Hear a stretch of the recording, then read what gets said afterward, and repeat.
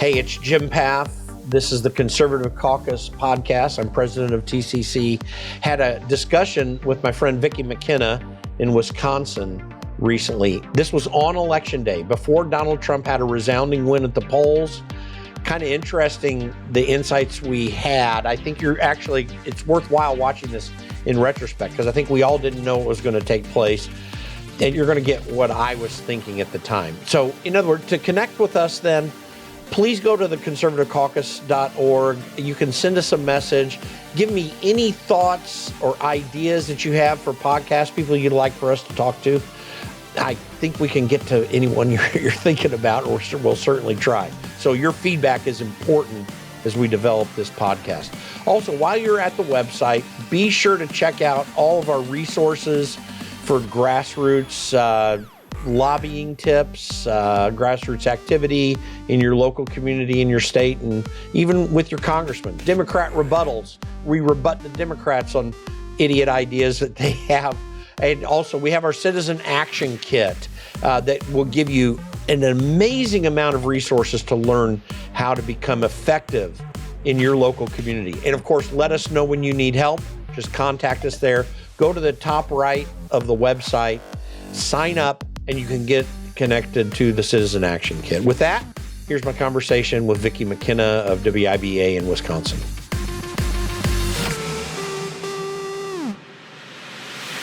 Welcome back to the program. It's the Vicky McKenna Show. Jim Pfaff from the Conservative Caucus joins me on the program. Yesterday, you were on the program and you said, I think a minimum, you said, of 286, and you were thinking that maybe as high as 315 electoral votes for Donald Trump.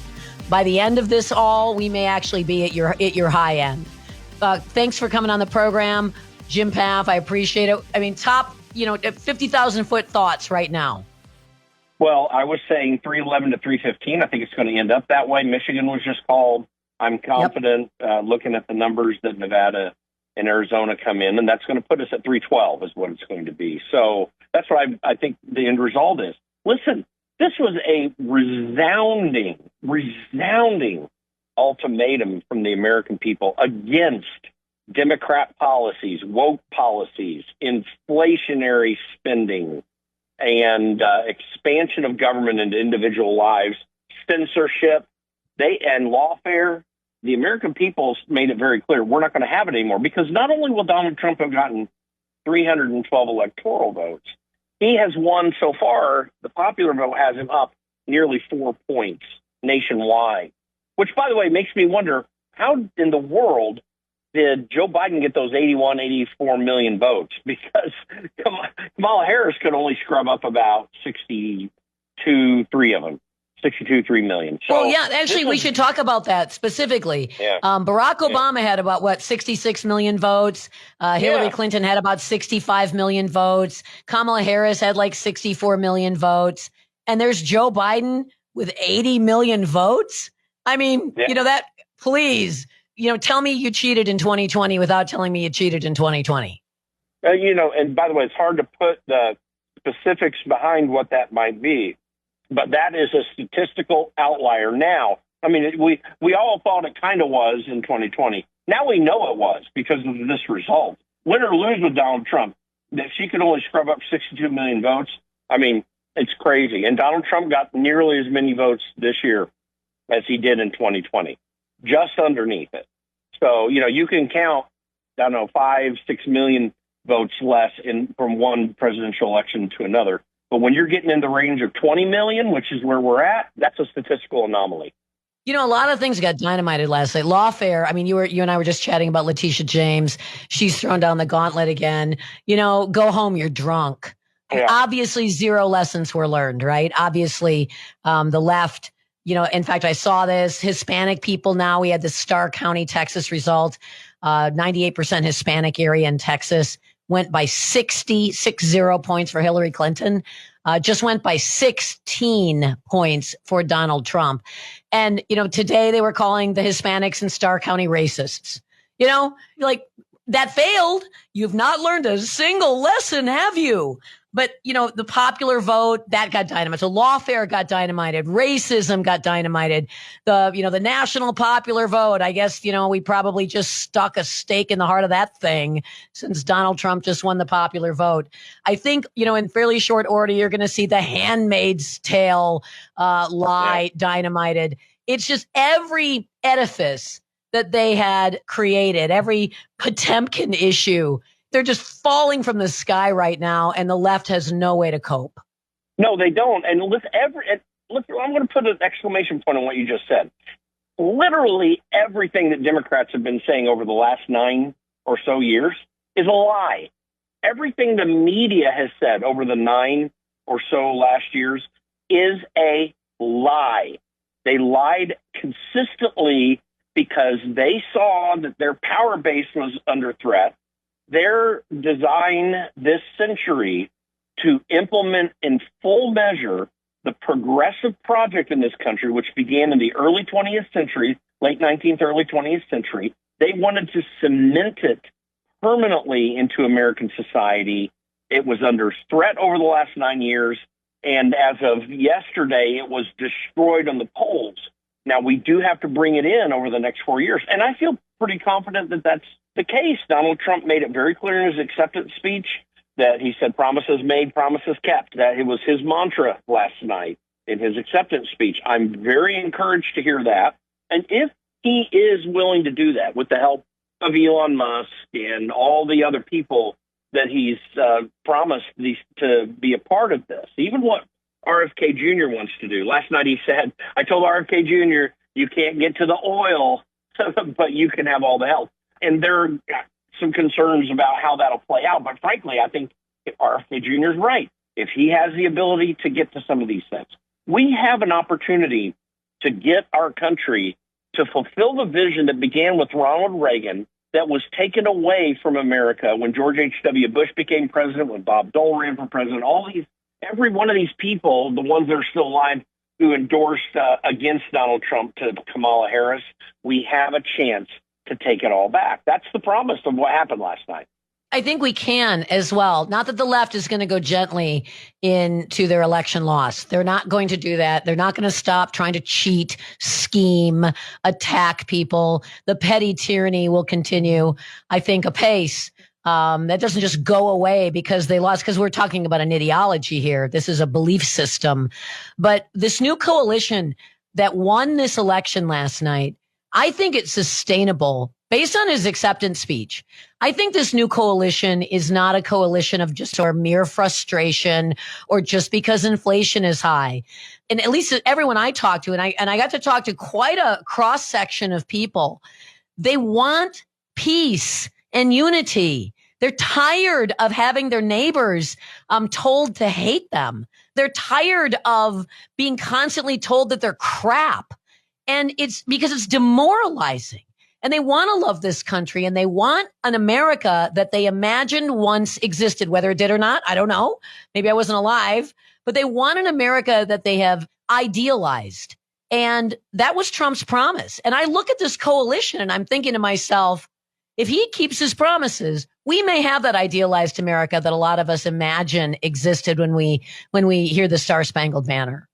Listen, that America did exist. It existed all the way into this century, and then it got suddenly taken away, beginning somewhat with the Clinton administration and thereafter. That idealized America, not the caricature that we saw on television from the 1950s, but I'm talking about this idea that if I just work hard, if I just do what I do, I'm going to reap the benefits of that effort, and no one's going to take it away from me. That hope, that belief has been taken away, mostly by Democrats and even some Republicans who worked in this whole uniparty thing. This is the chance to get that back. It's not going to necessarily look precisely like anything in our past. It will have all the fundamental characteristics of that and look like our future. That we have that core. What happened last night is it proved that America still has that core that made us a great nation, because those people came out today. As to the coalition, I believe it will stay together. I really do see that this is a natural coalition. It's not just that Donald Trump remade the Republican Party after his likeness. I actually don't think he did that. He remade the Republican Party in America's likeness. And that is why I believe it's going to continue forward from here in a positive way for everyone's benefit, no matter how much Democrats gripe and scream and throw their temper no one will be hurt, as they're going to be doing. Yeah. Not a single person's going to be hurt by Donald Trump being president. And a lot of people would have been hurt by Kamala Harris being president. Not a single person is going to be left out of access to the American dream. I like how you put it, the soul, the core of America, the heart of America is still strong. And it showed up last night. But that was the thing that was always frustrating to a lot of us is, you have these people on the left who, call you all kinds of everything from garbage to Hitler. I mean, the most dehumanizing things. You're thinking, are you setting everybody up for like mass imprisonment and genocide? Because this is what nations that eventually did that started with. And a lot of us we're also willing to forgive. Welcome to the party. Nice of you to join us a little late. Have a beer. That's how a lot of people in this new coalition are. When Tulsi Gabbard and RFK came to Madison and asked how many people were Democrats or former Democrats, 30 to 40% of people raised their hands. And nobody booed them. We were like, welcome to the party. What took you so long to get here? And we could ask ourselves the same question. What took us so long to figure this out? I think it's sustainable. I want it to be, at least. That's what made me so overwhelmed last night when we finally got the call that Trump went to 277 in the electoral count. Listen, people in Wisconsin, they do know what this looks like. They've had this from time to time, even in the recent future. And I think that is a good baseline to help understand it. But let's also consider what else has taken place here. So Illinois, Donald Trump lost Illinois by 8 points.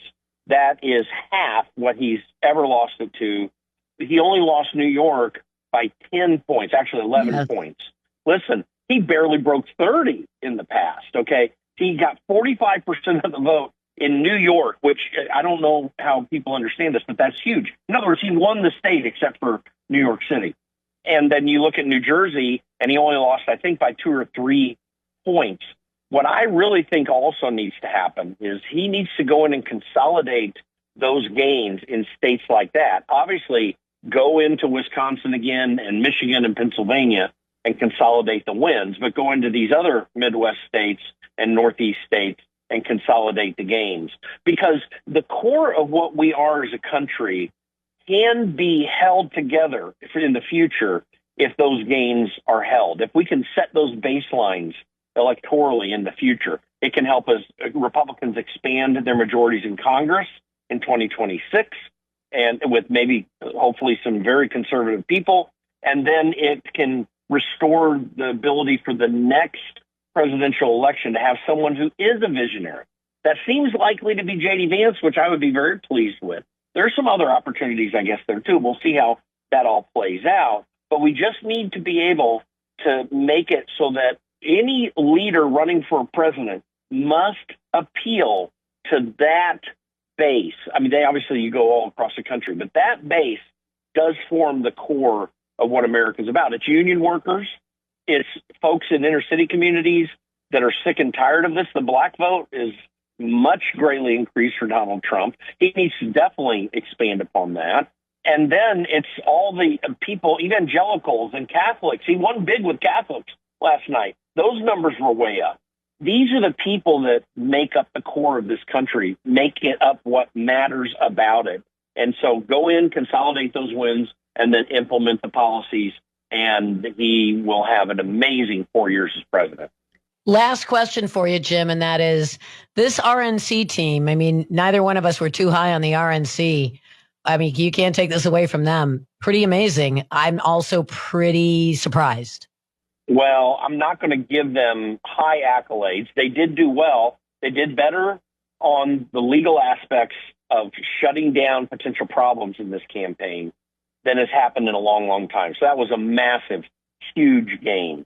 They did a highly competent job of helping Donald Trump do all those things that he does well, the events and media stuff. And, all that stuff went really well. I would say that the messaging that happened through their media, their paid media efforts, the video and radio stuff that they did, all that was really good. But there's one thing that they did not change substantially. They did better at, but not substantially. And that's the grassroots politics that it takes to win. Because to be candid, was done by other people.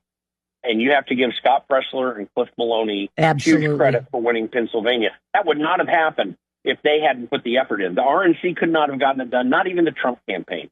So there are still some lessons to learn in traditional Republican politics. There were some positives, as you point out, but the fundamental core of the RNC and the basic Republican machine has not changed in any way because they did not yet step up to the game. It's just like the Tea Party movement. You know, the NRCC, the National Republican Campaign Committee for the House members, took a lot of credit for the Tea Party, and they had literally nothing to do with it. It was entirely a grassroots movement. So that's what we got to remember. And it was outside it was outside the party. Yeah, I think, maybe the melding of Turning Point into the RNC could be something, a union that could be somewhat more or less permanent. I wish I had a little bit more time with you, Jim. Wonderful evening last night. Thank you so much for joining me on the show today. And thank you for giving me a little background info last night. I had to keep a hold of all this. I'm so thankful for the folks in Wisconsin. All right, Jim Pfaff, the Conservative Caucus, and we're going to take a break on the Vicky McKenna Show. So before we get into any closing thoughts, we'll clip out just a final little thought here coming up. I just want to thank you for listening to the Conservative Caucus podcast. Always appreciate it. Be sure to check out our show notes. You'll get some more information there, any pertinent information about the guest and links to our organization. And it'll give you some updates to specific links about what we're doing, what we're putting out there that are relevant to this. As we develop this show in the coming weeks and months, I just need your feedback. It would be very critical. You can email us at info@theconservativecaucus.org. That's info@theconservativecaucus.org. And, if you'd like to hear anything, just please click and subscribe to the podcast. Go to your podcast app where you're listening to the episode. Make sure you're subscribing and share it with a friend who may be interested. There's a lot of great information coming across here that we'd love to give to you. So, and again, go to theconservativecaucus.org, sign up for our Citizen Action Center. Here are some final thoughts.